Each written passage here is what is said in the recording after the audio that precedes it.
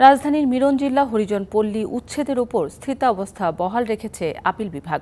ফলে বিষয়টি হাইকোর্টে মীমাংসা না হওয়া পর্যন্ত উচ্ছেদ কার্যক্রম চালাতে পারবে না ঢাকা দক্ষিণ সিটি কর্পোরেশন। বৃহস্পতিবার এ আদেশ দেন প্রধান বিচারপতির নেতৃত্বাধীন পূর্ণাঙ্গ আপিল বেঞ্চ। একই সাথে 2 মাসের মধ্যে হাইকোর্টের দেয়া রুল নিষ্পত্তিরও আদেশ দেওয়া হয়েছে। এর আগে 13 জুন এক রিট আবেদনের প্রেক্ষিতে উচ্ছেদ কার্যক্রম স্থগিত করে হাইকোর্ট। পাশাপাশি কোনো নোটিশ ছাড়া মিরনজিল্লা পল্লীতে উচ্ছেদ পরিচালনা কেন অবৈধ ঘোষণা করা হবে না জানতে চেয়ে রুল জারি করা হয়। কিন্তু বুধবার আবারও উচ্ছেদের চেষ্টা করে ঢাকা দক্ষিণ সিটি কর্পোরেশন।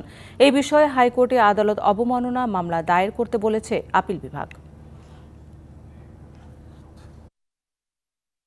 হরিজন কলোনিটা যেটা রয়েছিল মিরনজিল্লায়, সেখানে যে বিল্ডিংগুলোকে ভেঙে ফেলে নতুন করে কি কাঁচা বাজার তৈরি করতে যাচ্ছিল, সেটি অবৈধ কেন ঘোষণা করা হবে না। এবং এই রুলের প্রেক্ষিতেই নির্দেশটা দেওয়া হয়েছে, যতক্ষণ না পর্যন্ত সম্পূর্ণ মামলাটি নিষ্পত্তি না হচ্ছে, অর্থাৎ রিট পিটিশনটি যতক্ষণ না পর্যন্ত হাইকোর্টে নিষ্পত্তি না হচ্ছে ততক্ষণ পর্যন্ত স্থিতাবস্থা বজায়। নগদের কাছে সব গ্রাহকই প্রিয়, তাই তো সারা দেশে ক্যাশ আউট চার্জ সবচেয়ে কম।